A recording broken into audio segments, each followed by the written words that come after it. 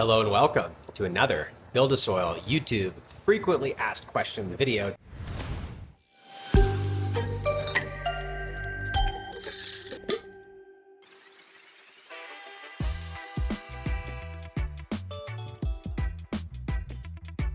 Today we've got our foundational FAQ number 3, and this one is one of the biggest ones as far as impact on your grow, because it's the beginning of learning about the balance that's required within nature and also within your grow to have really good results.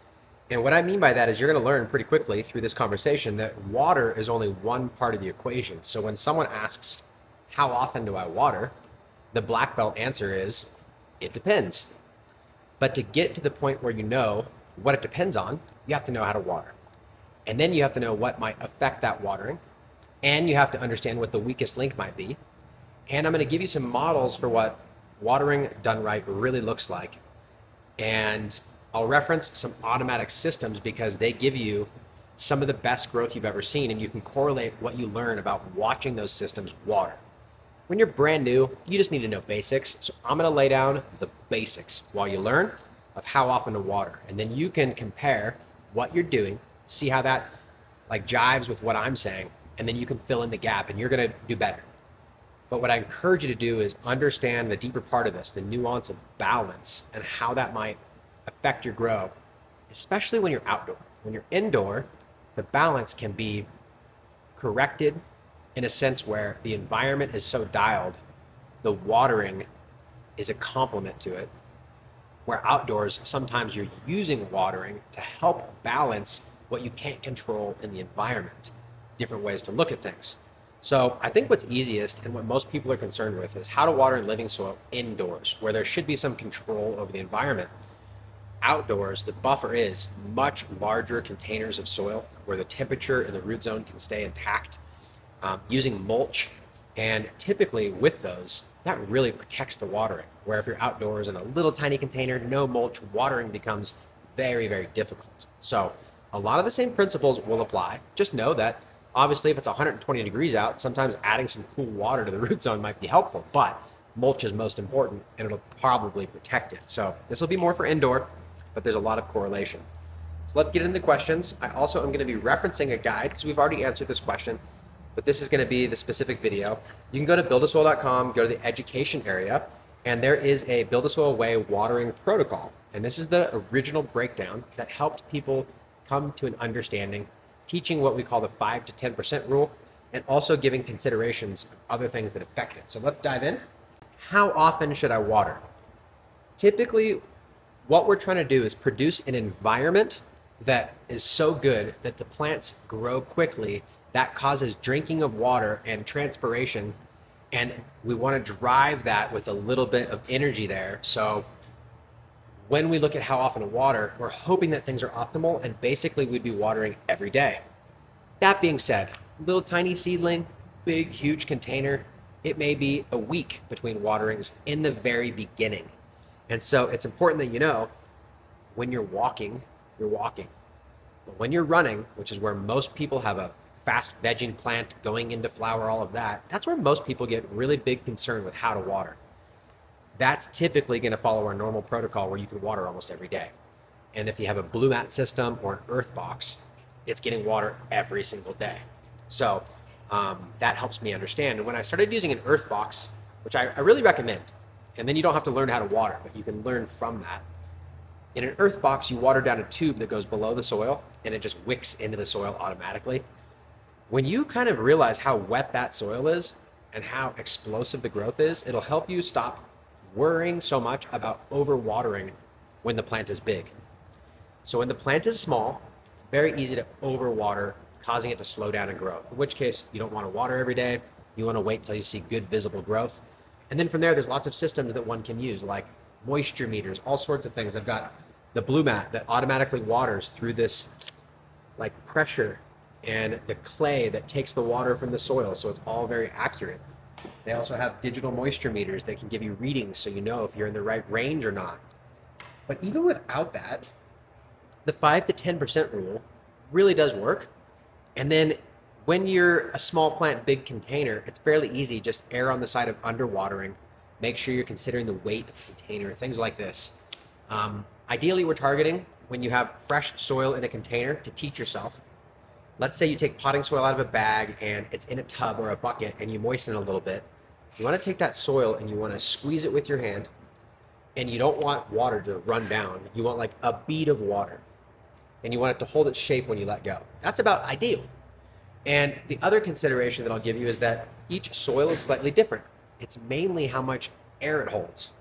So for instance, if you had a soil that could be 100% wet, where one more drop of water would cause a drop of water to fall out the bottom, but it had tons of air in there, that'd be fine, right? And you could just water to peak capacity at all times.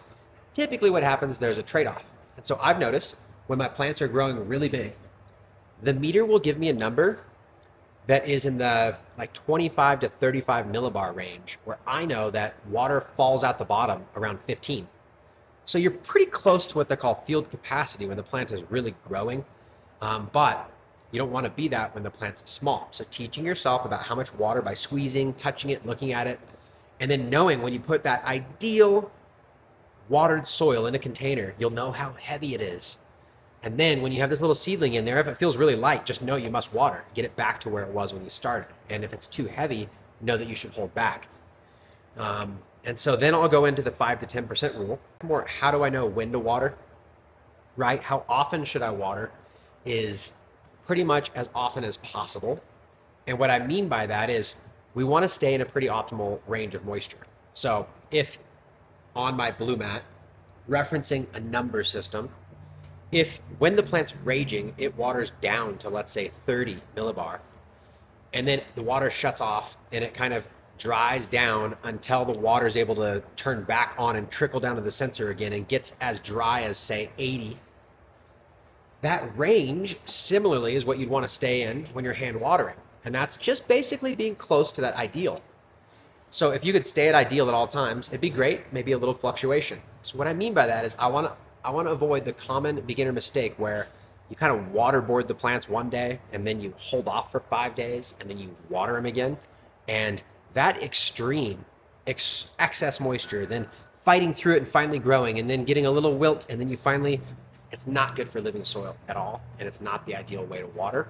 And so if you're not watering every day, even tiny bits, then there must be a reason. Like the plant's really small, it's just getting started growing yet. Occasionally I'll water every other day in bigger containers, depending on how big the canopy is. So these are things you should be considering. And then I'll get into, so that's like, how do I know when to water? Is it time? Is it an ideal range?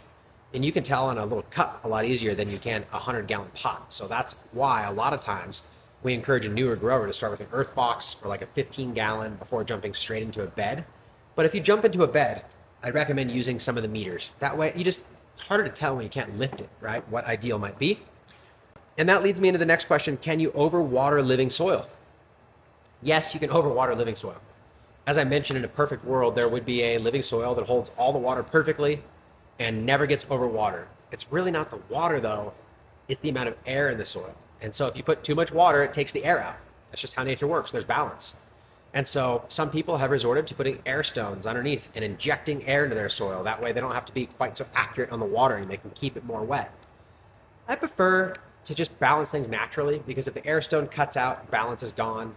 At the end of the day, the best results have been just mimicking nature and keeping things as balanced as possible. So I'd encourage you to do that unless you're really good at this already and you'd like to tinker, okay? So the last one is why oxygen matters more than volume, and that's really leading into what I was already saying. And so now, how do you know how much to water is, I think, really the question. So we have, how often should I water? How do I know when to water? Can you overwater? But what we didn't cover is like, how much do I water? I'm brand new, I don't know, what do I do? And I will say that in a big bed of soil, lots of growers will underwater and they'll leave a ton of yield on the table. And the opposite will happen though, sometimes with a small plant, people just overwater, expecting it to grow too quick. So know those extremes and know that when it's really small, you should err on the side of underwatering. And when your plant is like, let's say, going into stretch, or when it's really raging with growth, you can see it growing practically, just know that it's harder to overwater during those times. In fact, you can water to runoff and it would still be fine. Just don't do it 2 times in a row. It's more about how many times you repeat the offense when the plant is growing really quick. So that might help you. As far as 5 to 10% rule, let's go through the document. You can print this out and you can review it together, but I think this will help finish the basic FAQ of when to water, how often to water. And so if you're using mulch, you're using living soil, you got a small little plant in there, you're probably gonna water every few days, but it's because it's not falling out of that optimal range because the plant is barely growing. Cover crop will help drink water. A lot of times I'll plant it for that purpose so I can get to the point where I'm watering a little more often and then nutrients are cycling and everything's happening. But just follow that. Let's talk about this. The rule of thumb to consider with your container size is the 5 to 10% maximum. 5 to 10% of the soil volume for potting soils at any one time. So let's just use a 10-gallon container. That means 5% is a half gallon, okay? And 10% is 1 gallon. So when you go to water in the morning, if you'd like to water more often, I would go closer to the half gallon and see if that's enough. And if not, you can add a little more. But if you're about to water more than 1 gallon in a 10-gallon, you might get to runoff, right? Depending on how much moisture is already in the container. So those are like boundaries, some lanes on there to know approximate volume that will work pretty well. When you get to the point where you're going to stretch, I always like to test and make sure that I'm getting a little runoff when the plant's raging so that I know that every bit of that soil is watered and I'm leaving no dry pockets. Sometimes when you're being careful, you're underdoing it. And so sometimes I like to do a deep watering. You can water slightly less, a little more often, but anytime you're getting close to 10%, you should be aware it's typically only when the soil is a little drier or the plants are really growing fast. So small containers with bigger plants need daily water. Large containers with smaller plants need water less often. The idea is to maintain optimal moisture where I can have multiple plants in one large container, and cover crop growing, I can water every day to every other day in small amounts. But the same grower at home with less plants per bed might be able to go a few days up to a week. Use the guidelines to come up with your own routine. Ideally, even in a bed, you don't want to go a week. You want to add small amounts of water in to keep it in the range and keep your curves from being so big. All right. Other things that could affect it. Okay. Vapor pressure deficit. If the humidity is really high in your room and the temperatures are not that high and the lights are about medium, you're not going to drive tons of moisture movement because the plants can grow without having to constantly move water out of the soil just to breathe. However, if your lights are cranking, the soil, like the humidity is a little bit low, it may be that your plants have to drink water more than just for building the plant, but just to keep their stomata open, just to keep everything flowing, they might have to move water. And that causes more transpiration, which can be good, right? During times when we want to force the plant to really push it, but that all affects your water usage. And so I want to encourage you to know that your temperature, your humidity, the light intensity, all of that affects how much water is being used. And so you should think, okay, well, I just transplanted this. The environment's ideal. I probably just need a tiny bit of water and monitor. But within a few weeks, that plant might be growing really fast. The humidity may have dropped down a little bit from change of season. And you might be thinking, wow, this needs a lot more water. Or can I correct a weak link somewhere in my environment? Okay, so I think that's pretty much, there's a lot of like basics in here that I already went over. Temps can affect it, humidity, root zone temperature, cold temperatures will drastically slow the growth and reduce your water usage. Canopy temperature, right? Do you have a routine? Other things that I like to think of is, I like to water in the morning, which is when the lights come on. You don't want to put your plants to bed with wet feet, just having watered.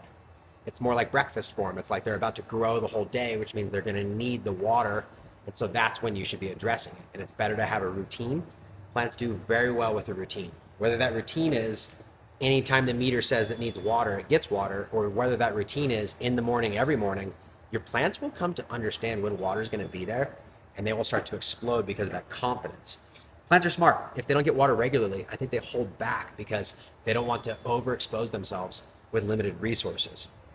Do you water fast? Some people go in there and I swear they just dump like glug, glug, glug, glug, glug, glug out of a 5-gallon jug or a bucket. Don't do that. Water with a sprayer. Water with a hose end wand. Do something where the water goes very evenly. Don't just be the new grower that just smashes the water in one area and it causes like a rut in the soil. This is our ecosystem, okay? What size container? Obviously, if you have a little tiny container, you might need water more often compared to a big container. And then the 5 to 10% by volume rule. How many plants per container? If you've got cover crop and 3 plants in a 20-gallon, very different than having a small plant in a 20 gallon. So just reference that when you're thinking how much you might need to water. How big are the plants relative to the container size? So sometimes you can have a plant that is big, but the container is 10 times that size. So watering is still pretty basic. Sometimes you can have a plant that's small, but its container is much smaller, which means you need to still water more often. So it's about that relationship and balance. Also remember how heavy your container is. That's a great beginner way to see if you're over or under.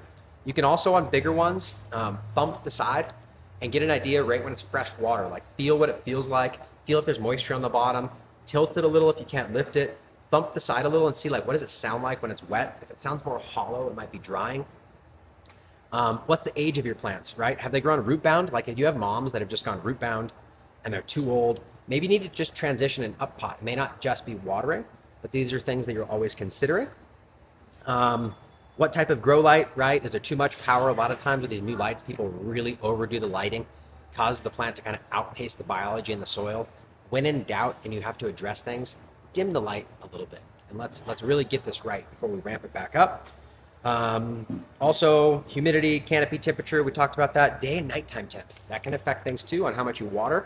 You don't want huge swings. Ventilation and exhaust might also affect the amount of water. Bottom watering, some people bottom water, other things to learn. So I guess what I'm getting at is I'm just trying to share the it depends method because there's no one right answer, but give you some education and some parameters while talking, and then reference the 5 to 10% rule document that you can go get. And also if you're brand new and this sounds complicated, you can easily go get an earth box. And then you don't have to learn how to water. You just follow our basic protocol for putting water down the tube, waiting till it's dry, putting water down the tube, and you'll have one of your best grows. And I think from watching that, you'll learn about how much water a plant needs. You might even be surprised how often you fill that reservoir when the plant's really growing. It might really surprise you. The other thing you could do, invest in some blue mat. I think it's great to learn how to hand water, but these are great tools. And so don't be scared of them. Just learn to use them. You can always run one with this and one hand watering and see. But typically what happens is when someone gets a device, the watering is done right, and they see a dramatic difference in health. And they go, oh my gosh, maybe I wasn't as good at watering as I thought I was. So whether you're new or experienced, I encourage you to do a little research. And more importantly, I just don't know what the questions are sometimes. I've been doing this a long time. And so what I'd really like you to do is ask your how do I water specific questions in here. And I will make a FAQ video that references this because it's one of the most important subjects that we have. And I want to hear from all of you, get every angle of what do you mean? I don't get this. I may not know what you're talking about. Like I may not think of your question, but as soon as you make the question, I'll be able to answer it for you. And then we can help other growers that are new learn how to water. So to recap, main rule of thumb for me is